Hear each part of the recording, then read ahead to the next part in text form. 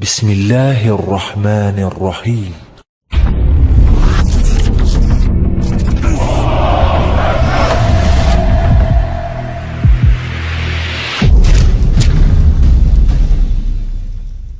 ولقد والله تنازعنا وبني عبد مناف الشرف أعطوا فأعطينا وأطعموا فأطعمنا وحملوا فحملنا حتى إذا تساوينا وكنا كفرسي رهان قالوا منا نبي يأتيه الوحي من السماء. ما جاء بك الساعة متوشحا بسيفك؟ ألا تنتهي حتى ينزل الله بك قارعا؟ ويلي من قال يا محمد.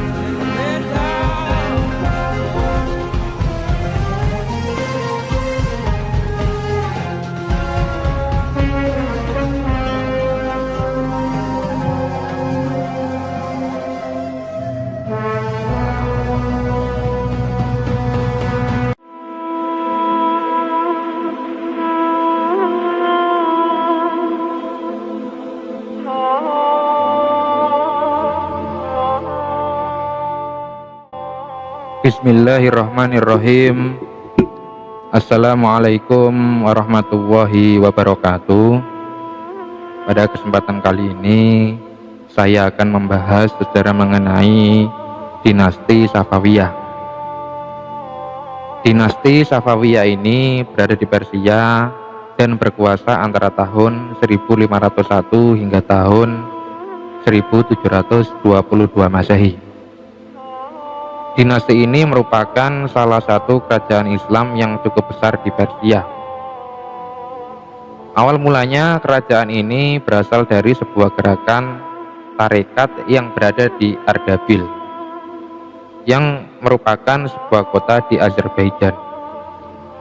Nama Safawiyah dinisbatkan kepada nama salah satu guru sufi yang berada di Ardabil, yang bernama Syekh Ishaq Safiuddin. Menurut riwayat, ia adalah keturunan dari Musa al-Khadim yang merupakan imam ketujuh Syiah Isna Asy'ariyah. Tarekat ini berdiri bersamaan dengan berdirinya dinasti Utsmani. Gerakan tarekat ini memiliki banyak pengikut yang sangat teguh memegang ajaran agama. Gerakan ini mengubah model gerakannya dari gerakan keagamaan menuju gerakan politik. Ketika sudah menjadi kekuatan yang besar, dinasti Safawiyah beberapa kali berhadapan dengan dinasti Utsmani. Dinasti Safawiyah menyatakan Syiah sebagai mazhab negara. Maka dinasti Safawiyah dikenal sebagai peletak dasar terbentuknya negara Iran. Dinasti Safawiyah mencapai puncak kejayaannya pada masa Abbas yang pertama. Namun kejayaan itu tidak mampu dipertahankan oleh para penerusnya. Hal ini dikarenakan sultan-sultan yang berkuasa lemah, sehingga memicu terjadinya pemberontakan dan permasalahan yang berkepanjangan. Nah, Safiuddin berasal dari keturunan orang yang berada dalam memilih sufi sebagai jalan hidupnya. Gurunya bernama Syekh Tajuddin Ibrahim Zaidi, yang dikenal dengan julukan Zahid Al-Ghilani. Dikarenakan prestasi dan ketekunannya dalam kehidupan tasawuf, Safiuddin diambil menantu oleh gurunya tersebut. Kemudian Safiuddin mendirikan tarekat Safawiyah setelah ia menggantikan guru dan sekaligus mertuanya yang wafat pada tahun 1301 Masehi. Pengikut tarekat ini sangatlah teguh memegang ajaran agama. Pada mulanya gerakan tasawuf Safawiyah bertujuan memerangi orang-orang ingkar, kemudian memerangi golongan yang mereka sebut sebagai ahli bid'ah. Tarekat yang dipimpin oleh Safiuddin ini semakin penting, terutama setelah mengubah bentuk tarekat itu dari pengajian tasawuf murni yang bersifat lokal menjadi gerakan kenamaan yang besar pengaruhnya di Persia, kemudian di Syria dan Anatolia. Di negeri-negeri di luar Ardabil, Safiuddin menempatkan seorang wakil untuk memimpin murid-muridnya. Wakil tersebut diberi gelar khalifah dan nantinya akan menjadi komandan perang. Kemudian murid-murid tarekat mendukung tarekat Safawiyah untuk menghimpun kekuatan dengan menjadi tentara dan sangat fanatik kepada keyakinannya. Bahkan mereka juga menentang orang-orang yang tidak sepaham dengan mereka. Tarekat Safawiyah banyak diterima oleh masyarakat, sehingga tarekat ini mengubah model gerakan spiritual keagamaan menjadi gerakan politik. Hal ini dimulai tampak ketika gerakan tarekat dipimpin oleh Junaid pada tahun 1447 hingga tahun 1460 Masehi. Junaid memperluas gerakan politik pada kegiatan keagamaan. Perluasan kegiatan ini mendapatkan hambatan-hambatan. Salah satunya dari penguasa Korok Koyunlu dan Ak Koyunlu, yang merupakan dua suku terkuat Turki, sehingga terjadi konflik antara Junaid dengan penguasa Turki. Keterlibatan tarekat Safawiyah dalam perpolitikan yang semakin besar mengantarkan tarekat Safawiyah berhadapan dengan kekuatan besar yang berkuasa saat itu, yaitu Turki Utsmani. Pada saat Junaid memiliki konflik dengan Korok Koyunlu, ia mengalami kekalahan dan mengasingkan ke suatu tempat. Di tempat itu Junaid mendapat perlindungan dari penguasa Diyarbakir yang juga bangsa Turki. Junaid tinggal di istana Uzun Hasan yang pada saat itu menguasai sebagian Persia. Selama dalam pengasingan, Junaid tidak tinggal diam. Ia mempersunting salah seorang saudara perempuan Uzun Hasan. Pada tahun 1459 Masehi, Junaid mencoba merebut Ardabil tetapi gagal. Lalu pada tahun 1460 Masehi, Junaid mencoba merebut kota Sirkasia, tetapi pasukan yang dipimpinnya dihadang oleh tentara Sirwan. Junaid pun pada akhirnya terbunuh dalam pertempuran tersebut. Tampuk kepemimpinan gerakan Safawi selanjutnya diberikan kepada putra Junaid yang bernama Haidar. Tetapi Haidar masih sangat kecil pada waktu itu. Setelah menunggu beberapa tahun, Haidar sudah cukup dewasa dan mempersunting salah satu putri Uzun Hasan. Dari perkawinan tersebut lahirlah Ismail yang kemudian hari menjadi pendiri dinasti Safawi di Persia. Pada saat Ismail yang pertama ini berkuasa selama kurang lebih 23 tahun, ia berhasil memperluas wilayah kekuasaannya.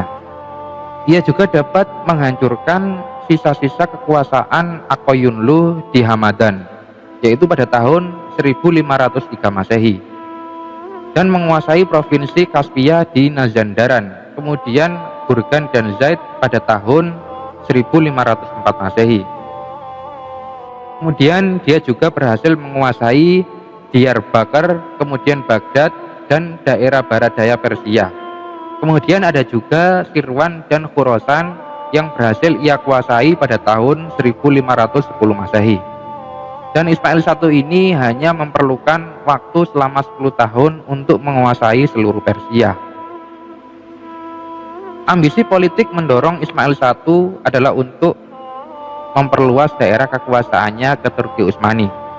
Namun karena Turki Utsmani merupakan dinasti yang sangat kuat, pada masa itu akhirnya Ismail I mengalami kekalahan. Kekalahan itu meruntuhkan kebanggaan dan kepercayaan diri Ismail. Akibatnya kehidupannya menjadi berubah. Ismail I lebih suka berfoya-foya dan keadaan tersebut menimbulkan dampak negatif bagi dinasti Safawiyah, yaitu timbulnya perebutan kekuasaan di antara pemimpin-pemimpin suku-suku Turki dan juga pejabat-pejabat Persia dan Kizilbas. Nah, kemudian sepeninggal Ismail yang pertama, kekuasaan dinasti Safawiyah dilanjutkan oleh Tahmas yang pertama. Lalu setelah itu dilanjutkan oleh Ismail yang kedua dan Muhammad Qubadah. Namun pada masa pemerintahan Muhammad Qubadah, pada masanya dinasti Safawiyah mengalami kemunduran. Kemunduran tersebut terus berlangsung sampai pada akhirnya Abbas yang pertama naik tahta. Nah, kemudian pada masa Abbas yang pertama, dinasti Safawiyah perlahan-lahan mengalami kemajuan. Langkah-langkah yang ditembus Abbas I dalam memajukan dinasti Safawiyah diantaranya adalah yang pertama berusaha menghilangkan dominasi Ki Jilbas atas dinasti Safawiyah dengan cara membentuk pasukan-pasukan baru yang anggotanya terdiri dari budak-budak yang berasal dari tawanan-tawanan bangsa Georgia, Armenia, dan Sirkasia yang ada sejak pemerintahan Tahmas yang pertama. Kemudian yang kedua, mengadakan perjanjian damai dengan Turki Utsmani. Di samping itu, Abbas yang pertama berjanji untuk tidak akan menghina 3 khalifah pertama dalam Islam, yaitu Abu Bakar, Umar bin Khattab, dan Utsman bin Affan. Sebagai jaminan atas syarat-syarat tersebut, Abbas yang pertama menyerahkan saudara sepupunya yaitu Haidar Mirza sebagai sandera di Istanbul. Kemudian setelah dinasti Safawiyah menjadi kuat kembali, Abbas yang pertama mulai melakukan ekspansi dan merebut kembali wilayah-wilayah kekuasaannya yang telah hilang, dan Abbas I juga melakukan penyerangan kepada Turki Utsmani. Pada saat itu Turki Utsmani di bawah kepemimpinan Sultan Muhammad yang kedua. Abbas yang pertama ini menyerang Turki Utsmani dan berhasil menaklukkan wilayah Tabriz, Sirwan, dan Baghdad. Setelah itu Abbas yang pertama juga berhasil menguasai kota Nahsivan Erivan, dan kemudian ada juga kota Ganja dan Tiflis. Nah, kemudian pada tahun 1622 Masehi, Abbas yang pertama ini berhasil merebut kepulauan Hormuz dan mengubah pelabuhan Gumrun menjadi pelabuhan Abbas. Pada masa pemerintahan Abbas yang pertama merupakan puncak kejayaan dinasti Safawiyah. Secara politik, Abbas yang pertama ini dapat mengatasi berbagai kemelut di dalam negeri yang mengganggu stabilitas negara dan berhasil merebut kembali wilayah-wilayah yang dulu pernah direbut oleh dinasti lain, yang mana perebutan wilayah itu terjadi pada masa pemerintahan sultan-sultan sebelumnya. Kemudian kemajuan lain yang dicapai dinasti Safawiyah antara lain adalah dalam bidang ekonomi, kemudian dalam bidang pendidikan, kemudian dalam bidang pembangunan fisik tata kota dan seni. Kerajaan Safawiyah mengalami kemunduran pasca pemerintahan Abbas yang pertama. 6 sultan setelahnya tidak mampu untuk mempertahankan kemajuan yang sudah diraih oleh pendahulunya. Para sultan juga lemah dalam memimpin dan memiliki sifat buruk yang juga mempengaruhi jalannya pemerintahan. Sehingga kerajaan Safawiyah banyak mengalami kemunduran dan tidak mengalami perkembangan. Sepeninggal Abbas yang pertama, pemerintahan diambil alih oleh Safi Mirza.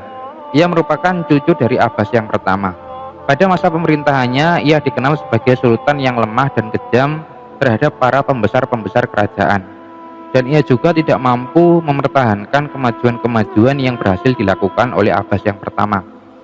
Selain itu, kota Kandahar berhasil dikuasai oleh dinasti Mughal yang ketika itu dipimpin oleh Sultan Shah Jahan. Begitu pula dengan Baghdad yang berhasil direbut oleh Turki Utsmani. Nah, pergantian kepemimpinan terjadi terus-menerus sampai akhirnya pada masa kepemimpinan Nadir Khan yang ketika itu mengangkat dirinya sendiri sebagai sultan, dan pada masa pemerintahan Nadir Khan dinasti Safawiyah berhasil ditaklukkan oleh dinasti Khazar. Maka berakhirlah kekuasaan dinasti Safawiyah yang berada di Persia. Nah, demikianlah sejarah singkat mengenai dinasti Safawiyah yang dapat saya sampaikan. Semoga dapat bermanfaat dan dapat menambah wawasan kita semua. Wallahu a'lam bishawab. Billahi taufik wal hidayah. Wassalamualaikum warahmatullahi wabarakatuh.